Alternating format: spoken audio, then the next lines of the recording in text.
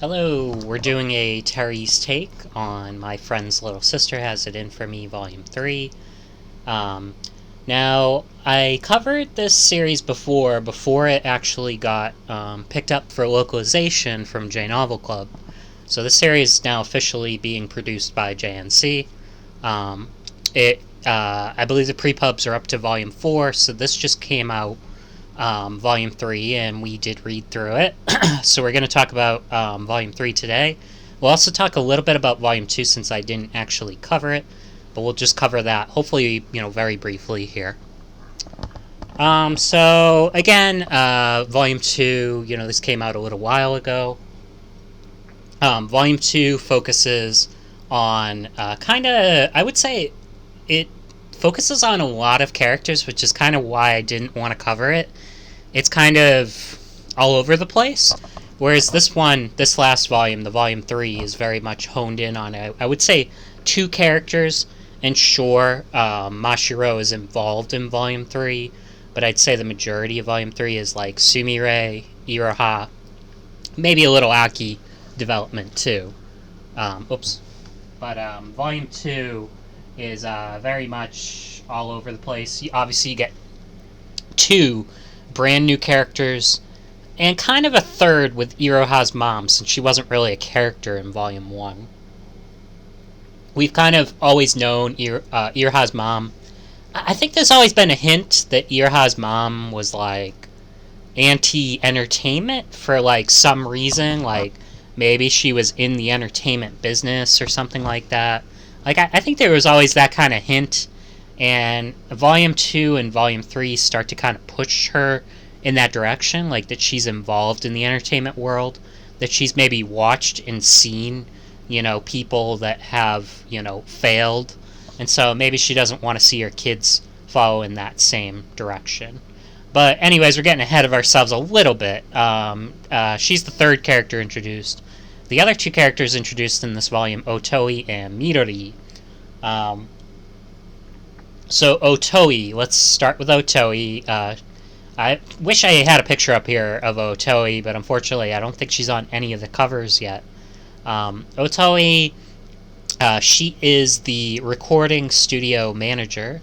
Otoi has a recording studio in her home, personal recording studio, and a lot of big-name celebrities record at her studio, I believe.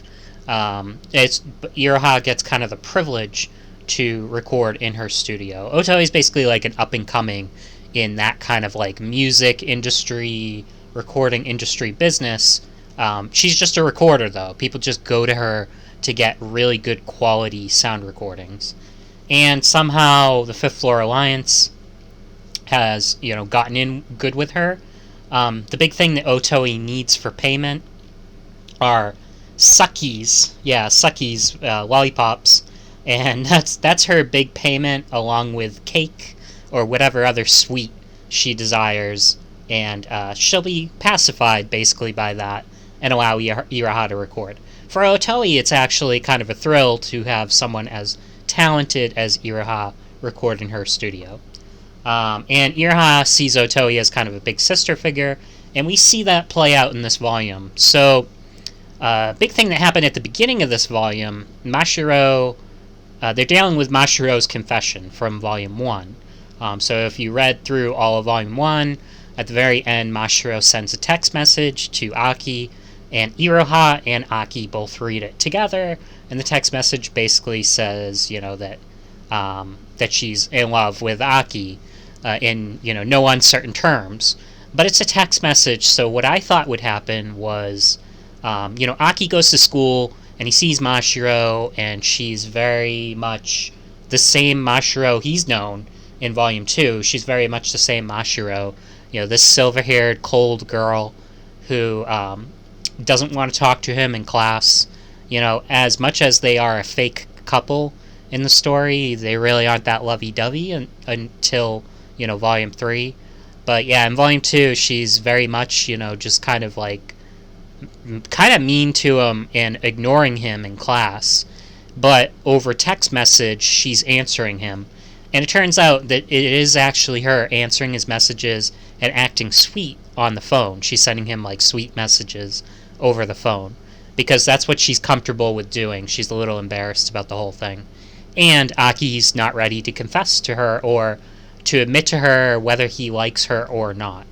So that's the problem in this story. And, as Aki tries to get Iraha to record her lines for the visual novel that they're making, Iraha decides to use that moment to basically voice everything incorrectly. She uses like a gangster voice for like a sweet character. She uses a sweet voice for a gangster character, and like just voices everything incorrectly. And because she's so talented, Aki can recognize that she's just, acting annoying on purpose. And he's had it up to here with her for whatever reason, maybe because of all the other stress in this volume. And he decides to like actually yell at Iraha, like really bad. And she runs out of the recording session crying. And I felt bad for Iraha at this point. So volume continues a little bit. Let's just introduce Midori really quickly. So Midori is the younger sister of Sumire, so the teacher in their class. And Midori is the drama club, kind of the head of the drama club, and a performer in it. And Sumire is the one that is supposed to basically be the instructor for the drama club. Now, in this volume, the big issue is that Sumire wants to continue to do the drama club. She likes doing that because she's very hands-off with it. She just has to say a few sweet words and go into the corner and let them do their drama thing. Fortunately, she's a very lazy instructor overall, other than, she can perform, well when she needs to give some sweet words of encouragement. And then once she's done that, that's it. She doesn't want to be around to like have to instruct and show people things, and she's kind of lazy. Now, the teachers in school think that Sumire is an amazing athlete because Sumire has bluffed her way to building herself up, giving herself a backstory that she was this athlete in school. And so they were going to give her the tennis club's instructor job if the drama club didn't work out. So if the drama club gets disbanded, Sumire is going to have to coach the tennis club. She doesn't want to do that, of course, and so she comes groveling to Aki and basically begs him to take on the role of drama club director. Long story short, Aki doesn't really do a whole lot. He just has to really deal with the personality of Midori. He takes Mashiro's rambling, incoherent script that she wrote for their visual novel. Mashiro, her writing chops are usually good, but because she's distracted with this whole love business with Aki, Mashiro ultimately writes this like really terrible lovey-dovey horror scenario that ends up involving a soliloquy song too, like singing about the birds or whatever when you've got like dead bodies all around you, and singing about hope. And it was just like totally out of place for the story that they're telling. And so they steal that idea and they insert it into a romantic comedy or romantic story for the drama club. And Aki pretty much just kind of like melds the story. I guess he picks the people that could be playing the parts. I don't know. But he does have to like deal with the personalities, but ultimately Iraha is the one that saves the drama club. Iraha comes in, and Iraha has the acting chops. So when, Midori is like, I know how to act, you don't need to help me, Iraha comes in and shows her what it really means to act. And, like, Iraha at first, like, Midori, I think, acts, and she's like, is that a joke? Is this a joke? And then, like, she shows, like, her real acting chops, and that she's, like, a major, actress. Um, I think she fakes her way. Like, she's got like glasses on, and like she's all dolled up to like look like a director or like a big famous actor. So that's like their cover story. But then later she drops the premise. She throws her glasses off and she says, "Yep, I'm Iraha," because at the end, one of the drama club leads gets sick, and then I think Sumire's sister Midori, I think she is late to getting to the auditorium, so she gets stuck in like a bunch of like traffic, helping people. Like there's like a burning building, and she saves a baby or something. Like, it was ridiculous, of course, but like all manner of things happened to Midori that prevented her from getting to the play in time. So it ends up being that Iraha has to act. I think she ends up playing a prince, and then I think Aki has to play the princess. I think, but either way, they both have to play major roles in the story, and the play goes off without a hitch. Iraha's mom sees the play, but she's too distracted by Mashiro to really recognize. Mashiro's in the stands, and she's too distracted by this cute Mashiro that she doesn't notice Iraha is the actress on stage, or at least that's what we think we're made to believe. Again, ultimately, Aki has to confess, has to respond to Mashiro's confession.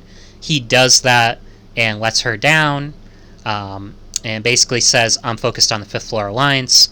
Romance has no place for me. I can't do this." Which kind of does make me think that the romance in the story, it's probably going to take a long time. I kind of hope not, because I like Iraha and him to get together at some point before the very end. I think it would be nice if this... I think there's more going on in this story than to prevent romance from happening at some point. So I'd like them to ship at least a few volumes before the end. But I think it's going to be a long haul thing, because Mashiro's in it for the long haul as well. Because when she's let down, she's still like, "This was just my first try. I'll continue to show you that I can be the best girlfriend that you could have." And because they're in the fake relationship, she's got all the excuse to spend time with Aki.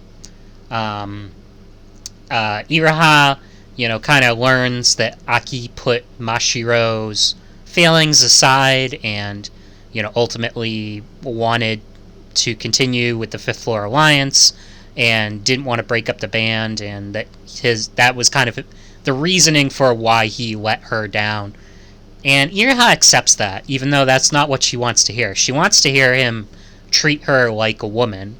She kind of basically explicitly says that's what she wants, but he doesn't really get it. He thinks that her issue is that Aki wasn't taking the Fifth Floor seriously, and that he was getting so sucked into this stupid romantic drama.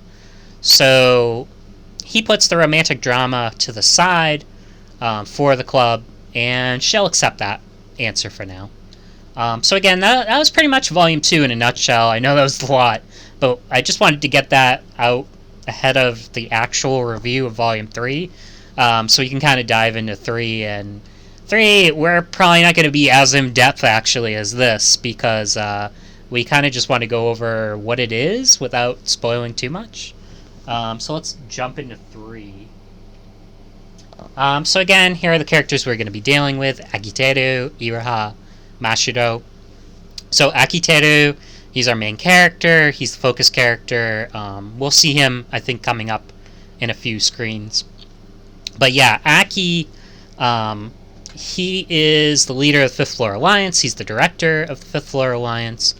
And he lives in an apartment on the 5th floor. Iraha and her brother Ozu live next door. And Ozu is Ozu and Iraha, again, they can't do entertainment stuff, even though that's like what they're good at. Ozu is really good at programming, like music and like effects and making things like run well. For the game, like he's like I think the lead programmer. Aki is good at directing people and telling them where to go and what to do. And then Iroha is, she ends up being the voice actor. We find that out. That's kind of a revelation in Volume 1, is that she's the voice actor of every single character in their video game that they're making.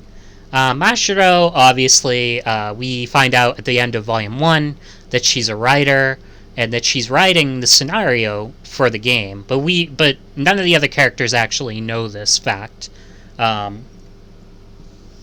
Only the reader is really privy to the fact that Mashiro is writing the scenario to this horror visual novel, and that she's also an acclaimed writer for Uza Bunko, which is like supposed to be like GA Bunko. Sumire, obviously a teacher. Ko is the new character introduced in this volume. That is the grandfather of Sumire, and we'll kind of get into him in a little bit.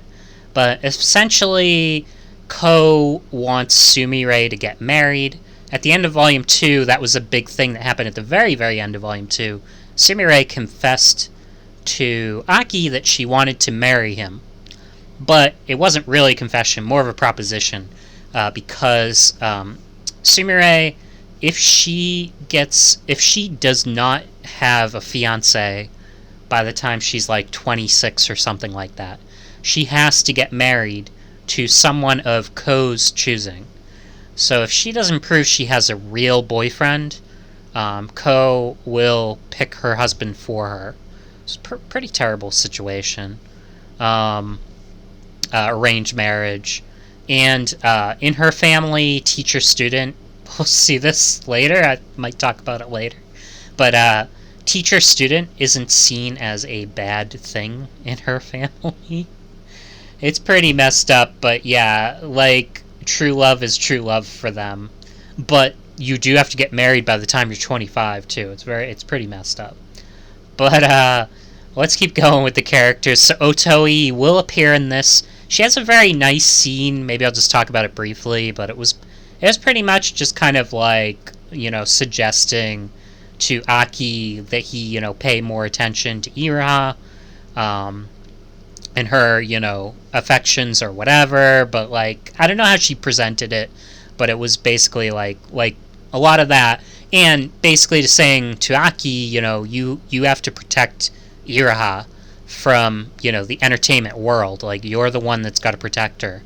And she shows Aki this sound recording of this actor from 20 years ago that sounds exactly like Iraha. So, of course, I mean, no, I don't think this is really spoiler, because it's not really ever fully revealed, but it's her mom. So, her mom was an actress 20 years ago on the scene, and she disappeared one day and just never came back into acting. We don't really know what exactly happened, but you can imagine maybe a director took advantage of her. She probably had Iraha, so maybe she just decided to be a stay-at-home mom. Maybe, I don't know. I don't know what happened, but something happened that caused her to stop recording. And so that'll be something that'll probably be explored in a future volume. Midori is very, very slightly involved in the story. I think her only scene comes up. She tries to stab Akiteru with a fake knife. And the reason... Okay, so we might get into this later, but Sumire ends up inviting Aki to the mall to basically fake their relationship. They want to take some photos that look convincing to send to their family. And the photos that they end up taking, they go to a bubble milk tea or whatever place, like bubble tea place, and they get their bubble teas, and she's trying to like suck the bubble tea out of a straw, and it doesn't go very well because they put like a bunch of beads and stuff in the bubble tea, So she's like trying to suck something up, but a bead gets caught on her straw, and she's just like sucking up air, and she's like really trying to suck in the tea. She gets some splashed on her face too, and the angle that Aki takes the shot at makes it look very lewd. And that's what Midori sees, and she thinks that Aki is doing the deed or something with her sister, and so she tries to stab him with a fake knife, luckily. Um, but ultimately, like, it's not lewd at all. I'm trying to remember. Oh, the other big thing at the mall. We'll probably talk about this in the comedy section, but Sumire and Aki end up in the mall's changing room in basically the Victoria's Secret of the mall. Sumire is more distracted by other mall patrons, and when Aki ends up jumping into her dressing room to try to avoid his uncle, who, if he catches Aki out with another woman, it's going to ruin his chance of getting into the Fifth Floor Alliance, because he's supposed to be dating his daughter, Mashido. So when he's there with Sumire, he dives into her dressing room, and it's kind of a fan service thing, and then is a very bizarre scene where, like, Aki's uncle, I wish I put him up here, but yeah, Aki's uncle is having, like, relations with, like, another woman. It's a woman that Aki doesn't know, and basically chastises him for having, like, a type of woman that he likes. But when all that's going on, Aki thinks that Sumire is getting excited, but ultimately Sumire is she's getting more excited at the prospect of those characters next to them than anything else, and like thinking about them as like anime characters almost, like inserting them into almost a scenario in her mind, and like fantasizing about them. So it was definitely a weird scene, and you get to see like Sumire, like where her interests lie, which is not in the immediate situation that she finds herself in, but in her imagination. Alright, so let's dive into this one a little bit. So these are just some things that we always look for in books. Romantic progress, diversity of scenes / movement. I call this movement, but basically it means I kind of liked back in the day when you'd have blockbusters that would move, like they would go from scene to scene. You wouldn't be stuck in like the same room or even the same city. You might go to a few different places. In terms of light novels, it doesn't have to be that grandiose, but it can be things like, different areas of a school building. You're not just stuck in the classroom. You're in the hallway, you're in, the gymnasium, you're in, whatever. In this particular volume, some of the scenes that we go to, we're supposed to go to the beach. That's one of the big things. We'll get into how that beach trip goes. We go to the mall, obviously. We get to see Akiteru's... I don't know if we ever really get to see his Fifth Floor Alliance, but we know of the Fifth Floor Alliance, and they talk about it a lot. We're at the school, we're at the auditorium, so there is some movement, and there's another area that we get to, which we'll get to in the course of this video. Layered plot development. So this was kind of interesting. This volume has a lot of roots in like horror mystery, which is kind of weird, in a romantic comedy, but sometimes it's good to throw in a little genre mix. And it's not a full-on genre mix. It's not like this becomes a mystery. It's just like there's some jokes that are laid that are horror or mystery based. Almost feels like a good volume to read around October, I think. Although it's supposed to be the summer, but for whatever reason, it's very horror focused. So the fake knife that Midori uses on Aki comes back around. So that fake knife that Midori was going to stab Aki with, Iraha later uses it for a prank where she stuffs the fake knife in her chest. Yeah, it just kind of like lodges it on top of her chest and makes it seem like she got stabbed to death. Aki doesn't buy it, but it's enough for it's kind of cool to have that knife come back around. Sumire, when they go to the mall, she's gonna buy some sandals, some big clog type sandals, and the reason that she does this is weird. I should have done a content warning page.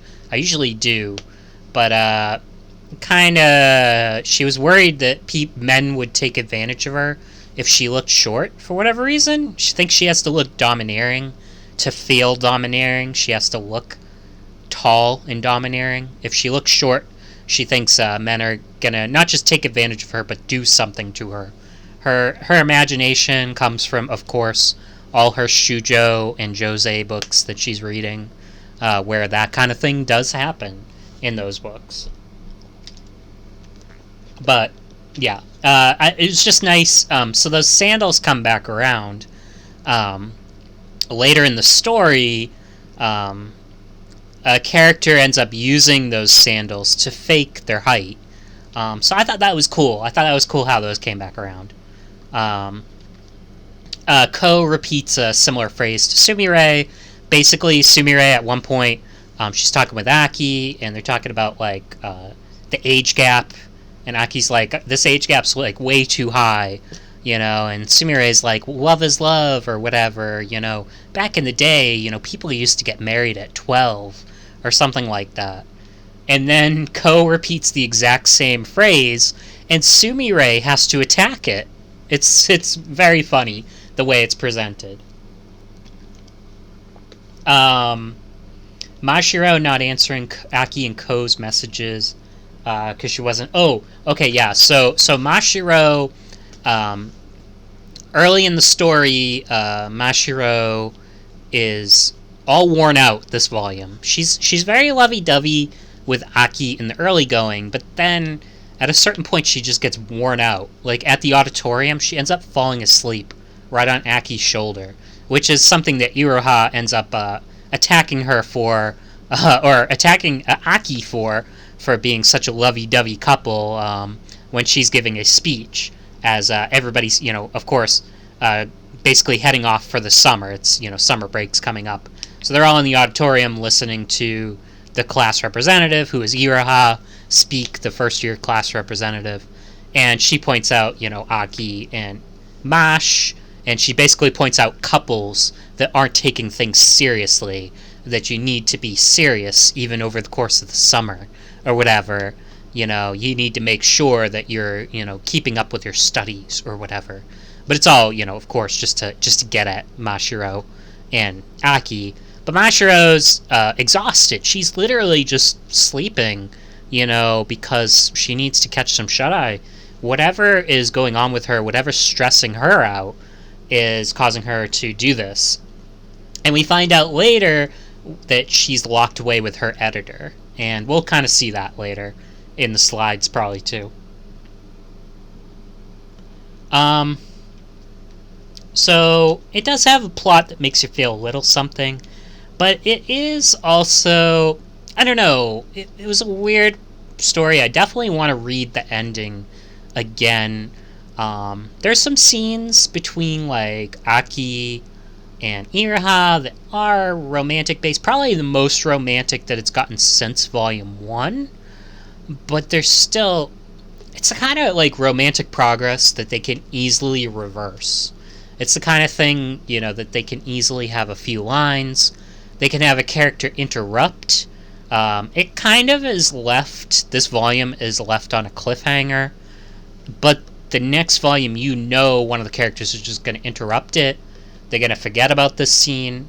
They'll use this scene as see, I knew you were into me, and this was the moment where I should have realized it, or something like that. They can use that 7 volumes from now and point to this scene and say, see, we foreshadowed it. But yeah, but you can also have the next volume basically like poop all over it, and then still try to say that, see, this was a moment where they got closer. Yeah, but if they don't actually stay closer, did it really matter? You know? That's what I think's going to happen in Volume 4, though. I do think something's going to happen, and we're going to forget all about these close moments between Aki and whoever this girl is at the end that we'll talk about. There's a lot of slapstick humor in this volume. I think a lot of the jokes did hit. It's hard to talk about comedy, but I think they did a pretty good job with the comedy. About the only thing I didn't like, and I don't know if I'll have the slide. The only thing I really didn't like was like some of the internet memes and slang and stuff. It was like very like specific to like certain sectors of the internet, like inceldom, and like, I mean, like I'm not like trying to be like too negative on it because it's just not my area. So it'll probably come up in the slides at some point, but I wasn't a big fan of those particular like memey internet kind of joke things, and they were like very specific to like certain sectors of the internet. Like I say, like some of the anime fandom, but not like general anime, like specific Western like forum discussion. Well, basically like 4chan and Reddit. Let's say that much. Maybe a little on Twitter, but yeah, I would say like 4chan and Reddit type stuff. Alright, I think this is an interesting slide, so I wanted to think about the character roles for these characters over the course of these books. So, Mashiro is the problem character in Volume 1 and 2, and in this volume, she's very much not involved in Volume 3. In Volume 1, Mashiro's issue was that the Fifth Floor Alliance couldn't get close to her. She wasn't opening up to people. She was very shy and standoffish, even cold. And they wanted to get her to open up because they knew that deep down she wanted to spend time with people. And Aki and Iroha get her to lighten up. The big issue with her is the bullying that she suffered at her previous high school. Iroha gets that bullying issue under control by basically telling those bullies off. And it shows Mashiro that there are people who will help her and care for her. And Iroha and Mashiro end up becoming best friends after Volume 1. So her problem is kind of dealt with. But then there's the second problem that she creates, which is the confession. And that becomes the problem in Volume 2, like we've talked about. Basically hamstrings the plot in Volume 2. Aki can't move forward, the Fifth Floor Alliance can't move forward because of all this romantic drama with Mashiro's confession, and it really stalls, Aki, and it really upsets Iroha, and so, yeah, I would say that, like, she stole the show in the first 2 volumes. I would say she was the focus.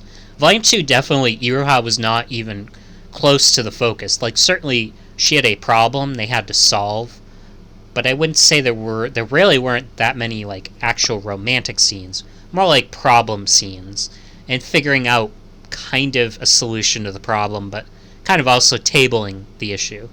And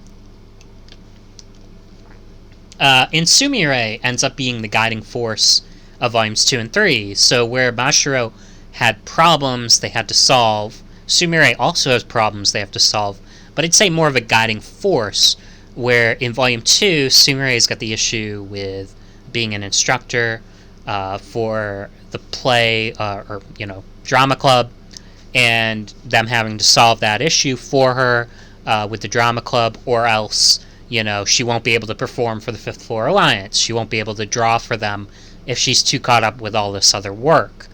She won't have time for them. In Volume 3, her issue is if Aki doesn't marry her, then she'll get married off to somebody else. She won't be able to draw for the Fifth Floor Alliance again because she'll be tied down to somebody else and have to care for them or whatever. So she has a problem in Volume 2, or Volume 3, sorry, and it's basically that she doesn't want to be tied down to someone that she doesn't love, and she also doesn't want to be tied down because, again, it would cut into her work a little bit. So yeah, that's a big deal in both volumes. So she's a guiding force in volumes 2 and 3. She's kind of a focus in both of them. It's weird. Like Mashiro and Sumire, I would say, are more of the forces in terms of guiding the plot. Now, Iroha, where she comes in, she's the savior of the story. So every single volume so far, Iroha has saved the day, including this one, and we'll probably talk about that a little bit later. But yeah, every single volume, Iroha seems to come in and save it. In Volume 1, obviously telling the bullies off. In Volume 2, Iroha coming in and teaching the drama club how to actually act and actually playing in the play. And she does also get all the real emotional scenes in the story. So Aki, his role, he's the main character. His thought processes for an everyman about efficiency. Sometimes they could be a little comedic. There was a scene in this one, I'm trying to remember why, but basically he ended up imagining like Yuri between Iroha and Midori. Don't remember why. Something screwed up with his head sometimes, but it makes for good comedy. And his head is so screwed up at that point, for whatever reason, when he's imagining those two together, he ends up slamming his head onto a telephone pole to try to get himself not to think about that. So yeah, this is a very over-the-top series. Like, there are some things you shouldn't take too seriously, including, like, some of the things that I don't like. But yeah, like, I don't think you can take it too seriously. There is a lot of talk about, in this volume, I would say, about, like, assault or, like, rape and stuff. A lot of jokes that are centered on that, or, like, just, like, characters doing things, like, not legitimately. Like, what's her name? Sumire, buying those, like, high heel shoes or whatever, the sandals, to try to avoid men coming onto her in that kind of way. Like, I don't know. They were, like, weird jokes that don't really hit sometimes. It was like, whoa, like, why are you going here with this? And it happens more than that time. It happens a few times where there's talk of, like, assaulting, or also, like, they also do the whole thing with, like, Aki being in a room alone with somebody. I don't know if I can, resist my urges, those kind of things, which I don't really like that stuff. I don't know. There's something about it that I think is kind of messed up. Like saying that, like, there's, like, an animalistic urge with, like, men that they can't avoid doing something, like, alone with somebody. I don't know. It just kind of, I don't like it in stories. But, again, the whole story is very over the top, so I can't really take some of the stuff too seriously. But yeah, those jokes don't really hit as much. But yeah, there's a lot of jokes that do hit, again, like this, like, Yuri imagination of Aki. Like, some stuff does hit. We'll get into some of the comedy that does hit. So yeah, Iroha's major developments in Volume 3. So Iroha's innocent, fair, friendly nature when it comes to Mashiro. So yeah, when they're gonna go on their beach trip, Iroha is really disappointed that Mashiro couldn't come with them, which it feels like Iroha should be happy. In most light novels, a character like Iroha would be happy that her rival can't go on the beach trip and that she gets to spend time with Aki. For Iroha, that's really not the case. She would much rather have her friend, Mashiro, come on the trip. And, I think to her, too, it also feels a little unfair. Iroha's not looking for an easy competition or anything here. If she's going to win Aki, she's going to win Aki. Iroha does make some progress, again, with Aki. So she is involved with Aki, let's just say that, at the end of the volume. It's her that's involved with Aki, and there are some scenes where, they have a little closeness. There's also some scenes where, again, some of the comedy, that scene where he's thinking about the Yuri, um, Iraha also says like something like, "I'll do the effing in this relationship" to Aki or something like that, and it's like a joke or whatever. But yeah, it was she's got a few scenes that are like comedic based like that, but point to like her being interested in Aki, but Aki doesn't really see it or get it. Um, and then they also focus on Iraha's acting and can it be taken to the next stage if she learns about her mom potentially. And Otoi again warns Aki to watch over Iraha because of all the things that I think can happen in the entertainment industry, and also because Aki's a little dense. He needs that push a little bit. So Mashiro, she's full on sweet dairy at the beginning of this volume. I did think she would only continue to be sweet in the text messages. I did not think that she'd end up being so sweet in reality. But then she gets sidelined for most of the volume because of her work with her editor that she has to do. Aki and Ko have no clue about this until later when they meet her editor on their trip. Her editor is very over the top. Her editor is this like little bird / idol character. She's like this little diminutive girl who seems like a little girl. It's just like not so cute, it hurts. What was the other little sister one? Can't remember the name now, but she's just like that that like little Lolita kind of character, but she's like 30 something years old. Like she's very very much that stereotype of like the legal lolly. But she's also Mash's editor. She wants to see Mash succeed at all costs, and she also wants Aki's talent, and she'll take it, even if it means breaking up the Fifth Floor Alliance. Mash isn't so into this idea, although she hears it. She gives Mash a little push to say, you could easily ruin the Fifth Floor Alliance. You could end it by basically having her other pseudonym talk badly about the Fifth Floor Alliance. But she's not going to do that because she's too nice. Mashiro's work, her fun youth, and her work for the Alliance. Yeah, so everything kind of comes at odds in this volume.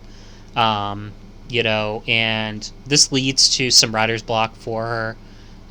So she has to like hole herself off in a room with her editor to be able to write. And so that's why she doesn't answer any text messages or any calls from them about going to the beach. She has to ignore them or else she can't write. And then there's a question once the editor comes into play here. She presents this question: what can the Fifth Floor Alliance offer Mega Guy Namiko? Can they offer anything to Mashiro that would make her stick around? Mega Guy Namiko, of course, being her pseudonym. Ultimately, we don't get an answer to this question, but if Aki can come up with an answer to this question, Iraha's editor is going to back off of the whole let's steal Aki for Uza Bunko. Mashiro's secret is shared at the end of the volume with one of the characters. I won't spoil which one, but somebody finds out about Mashiro's secret identity as Mega Guy Namiko. It's good. I think we need this. This is like the one real piece of progress. We need somebody to be clued into somebody's secret. Either Mashiro has to know that Iraha saw her text message, Aki has to learn about Mega Guy Namiko, or somebody else has to learn about it. And ultimately somebody else does. It's not Aki, of course. But yeah, so hopefully these secrets kind of start going around and people start learning things.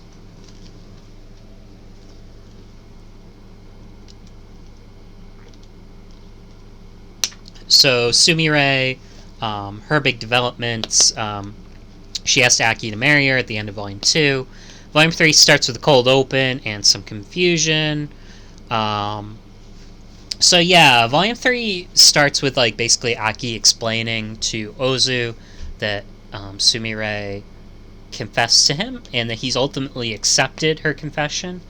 She got him to come around on it by basically trying to say that it would affect her ability to perform for the Fifth Floor Alliance. Aki's not necessarily too against this arrangement. Well, certainly Sumire has her issues. She is ultimately kind of, she's good looking, she's attractive, she's got talent that he needs, and, he'll do anything to keep his talent. Whatever that means, he'll do. Now, ultimately, something's going to happen, because he's only going to end up with one of the girls. So, ultimately, people are probably going to leave the Fifth Floor Alliance at some point. He can't keep these people together the whole time, can he? That kind of becomes question, with, again, Mecha Guy Namiko and her. He kind of has to come up with an answer for both of them in terms of what can he offer them to stick with the Alliance. For this volume, he's offering to be her fiancé, so that would be a pretty big thing for her to stick with him. Sumire finds Aki very reliable. There are some hints that she finds him someone she could marry in the future, but she's not in love with him. And the only reason why she maybe isn't in love with him is because she's aware, or she thinks she's aware of Mashiro and Iroha's affection for Aki, but I don't know. She's almost just kind of guessing, because that's she just likes shoujo manga and just assumes they would like him. So she ends up dragging Aki and Ko to her grandparents. So this is the plot twist of this volume.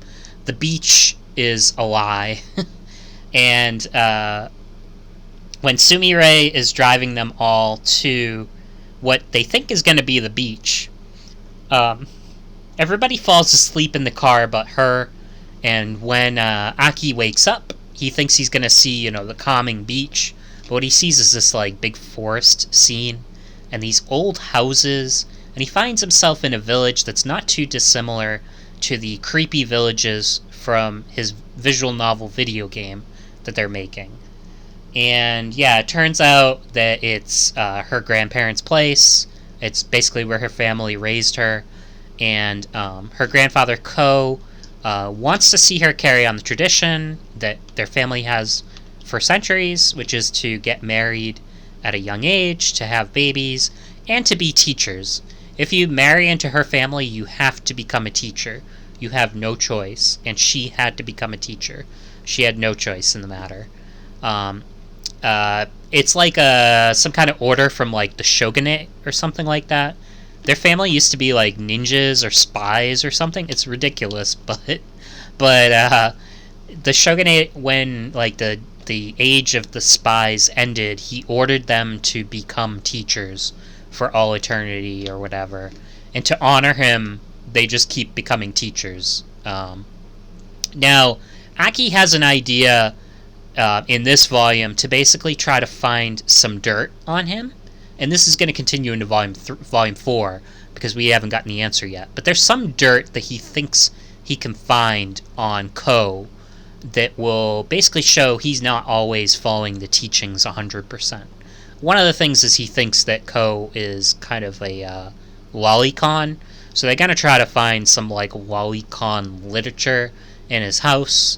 I forget why that exactly would show that he's not following the shogunate's teachings, but somehow it's gonna do that. I don't know. I don't totally get it. But that's kind of their goal.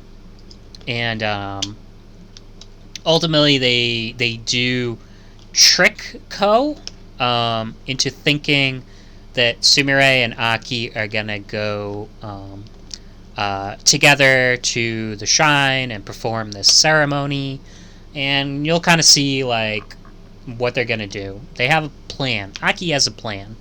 What will that plan involve? Well, you'll have to read it to find out. So yeah, let's see. I put some of the comedy down. I mentioned the "I'll do the effing" thing. I don't remember. I don't remember the context. That's the only thing. I remember the line, but I really don't remember the context. I know Ozu was saying something about them sleeping in the same bed together or something. I think Aki, they were basically talking about either having two rooms or sleeping in a single room all together. And Aki's like, "Wouldn't you be worried about me taking advantage of your sister?" I think that was. I think that was the maybe the line. And then Earha's like, "I'll do the effing here," or something like that. Um, there's a lot of repetitive stuff in terms of like Aki being a harem protagonist. Like they keep saying he's a harem protagonist, and Aki's getting fed up with it, and the reader probably is too. But I kind of get why they're doing it. It's kind of meta humor. There's some meta humor to it. I put that at the bottom. Yeah. So Akiteru's ellipses are commented on by Mashiro. Like, why are you using those ellipses at one point? That's like a joke in the story. And Akiteru is frequently called a harem protagonist. Sumire, her shenanigans, the mall scene, again, the lewd bubble tea trend that leads to the knife scene, the changing room fan service scene, her imagination with the raised sandals and the surfer dudes that might take advantage of her, and the apple not raised far from the tree, her repeating the same line as her grandfather. We talked about all those.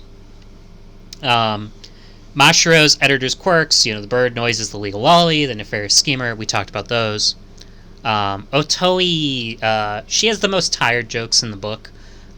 Things like she has certain trigger words, but she won't tell Aki what her trigger words are until Aki actually uses them, and Aki has to write them down in a notebook so that he does not use them again. But he has no clue what the trigger words are until he says them, and then he writes down like whatever phrase or expression he used. She won't even tell him what like specific word in the phrase or expression it is that he used that triggered her. But yeah, like it's really weird.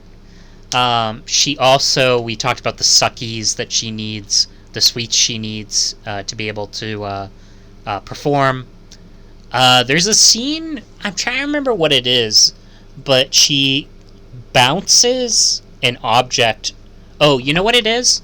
She does that whole, like the Starbucks cup in the chest thing, like putting it on your chest and drinking out of it. I forget what they call that. It's like the bubble tea challenge or something like that.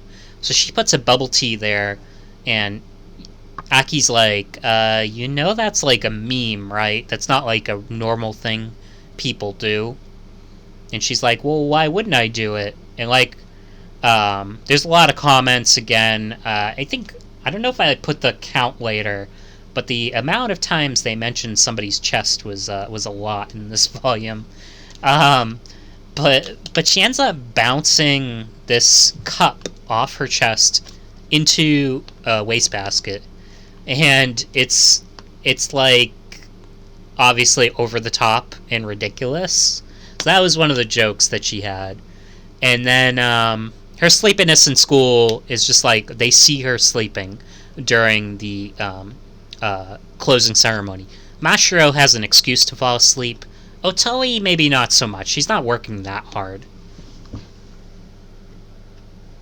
So some of the themes, obviously the family expectations of Iraha and Sumire. Iraha, she's got the expectations of her mom, and she has to kind of avoid, showing her cards to her parents. The true identity is a secret, but we all know who she really is, probably. We just don't know her situation, why she left the industry, or why she went to like a management position in the industry, whatever she's doing. Because she knows Mashiro's dad as well, so that's kind of interesting. Sumire's grandfather, yeah, he's a member of an old order of ninjas turned teachers. Respect for the ruler from the past means they have to uphold tradition. And Ozo's expectations for Ira and Haki are some of the comic relief.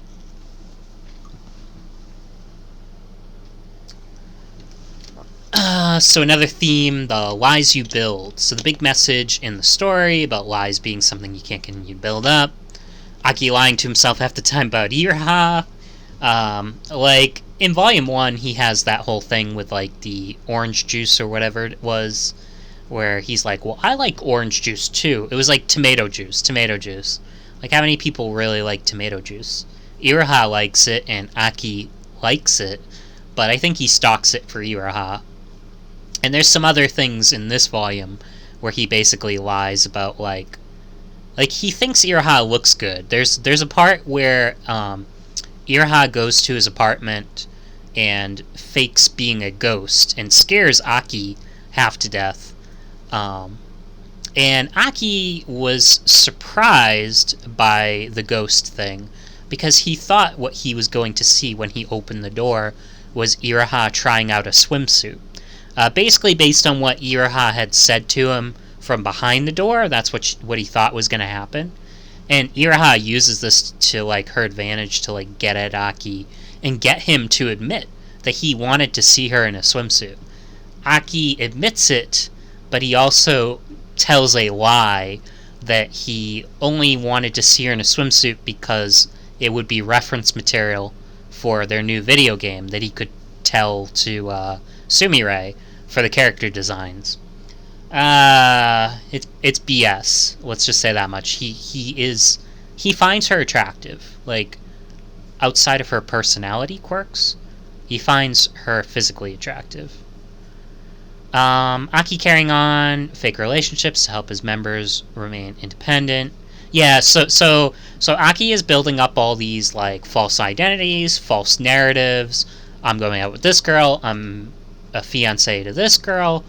This to this person. This person I know, they're just a neighbor. Oh no, they're actually in my Fifth Floor Alliance and a voice actress. But I can't tell this character that, but I can't tell them that. Like, the lies are building up, like, big time. Like, there are characters that know things, and there's characters that don't know things across the whole book. It's hard to keep track sometimes of who knows what. And I think that's going to become a problem as we go through this story.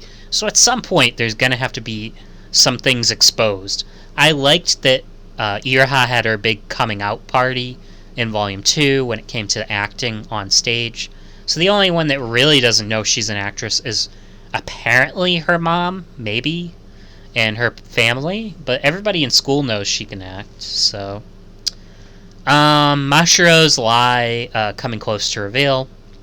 Her identity as a famous Yuzie Bunko author. So there's actually a scene in this story midway through where Aki's at the new, or the a hotel, like an old decrepit scary looking hotel, and in the middle of the night he thinks he hears a ghost and it's coming from the next door, and Aki is freaked the hell out, and so he gets out of his room, but his need to know what it is causes him to open the door to that apartment or hotel room, and he opens the door, and who should appear on the other side but crimson eyes, white hair. Of course, it's Mashiro. So she's on the other side, and she was trying to write all night about, I don't know, who knows what, but she was working with her editor, and when Aki, sees her, and he's been seeing her, writing something and then falling asleep and nodding off, he's figured out that she wants to be an author. That's what he thinks. She wants to be an author, not she is an author. And so he thinks that Meikagai Namiko and her are still not one and the same, but he does think she's a writer and that she is using Meikagai Namiko's editor to help her become like a big writer. But he doesn't know she actually already has published works and is already successful. And then Sumire lying instead of facing her grandfather in family tradition, and then Sumire's family potentially lying. Yeah, Sumire is going to have to step up and tell the truth and tell what she really wants to do with her life. But she's going to do it in a backstabby way. She's going to find her family's lies and use that as evidence that, yes, I should be able to do what I want to do if you guys are allowed to do what you want to do. So yeah, again, progressing towards some conflict and decision making, especially regarding um, Sumire, Mashiro, even Iraha a little bit. Um, I think we're moving towards more confessing of secrets. Hopefully, by like volume 6, I hope some of the secrets will be out there, but we'll see.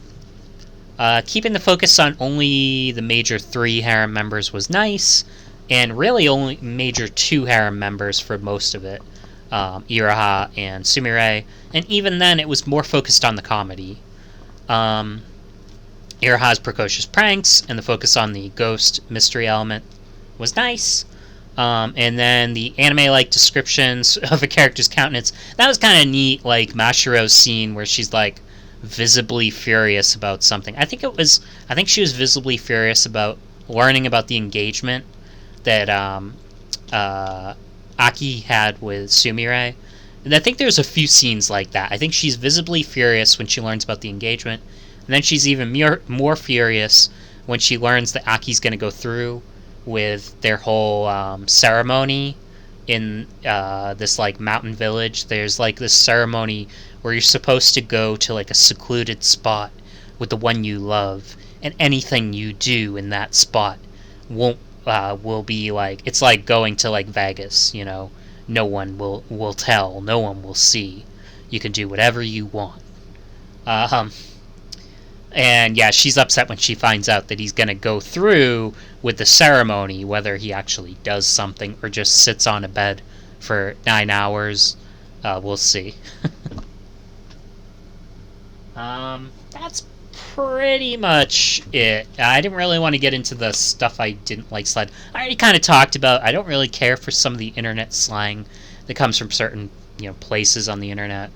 Didn't really care for like some of the sexual assault type stuff that's like mentioned in the plot as like comedy. Some of that stuff is kind of but yeah, overall I think I enjoyed it. It is very much a first half of a second half story. There is more story to come, and we'll see what that more story is. But yeah, I know this review is kind of like there was kind of a lot like to it, but also I don't think it's that going to be that memorable of a story when we get down to it. Like the basic premise is memorable, but the actual elements I think aren't going to be that memorable, because it's pretty much just like Sumire's issue. It seems like it has a very simple solution, which is Sumire sticking up for herself and talking for herself. All this like backstabby stuff is totally unnecessary. Finding something that shows, see, you did this, so I should be able to do that. No, you just go do your own thing. Who cares about your family? Like, you're an independent woman, an independent adult. Just go do your own thing. Like it's not like she really, like, maybe she was close with her family, but it's not like she has to rely on them. She has other people. She has Aki in the Fifth Floor Alliance. Like, just rely on them.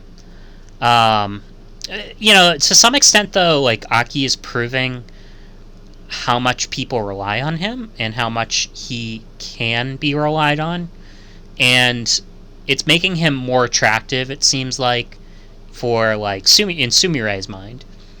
It does make it a lot harder when you see these characters like Sumire and Mashiro, and you know that ultimately it's probably Iraha's show, and I'm still rooting for Iraha, but ultimately I'm gonna be disappointed with like him basically saying, you guys, sorry, I choose Iraha, and then like what are they gonna do? Who are they gonna end up with? Anybody? I don't know. But yeah, I'm like really interested to see where this story does ultimately go forward. The next volume I feel like is going to be a disappointment, just because I do feel like Mashiro is going to interrupt the ceremony. So let's just like spoil the ceremony, for the sake, that's like the big thing in the story. So if you're going to read it.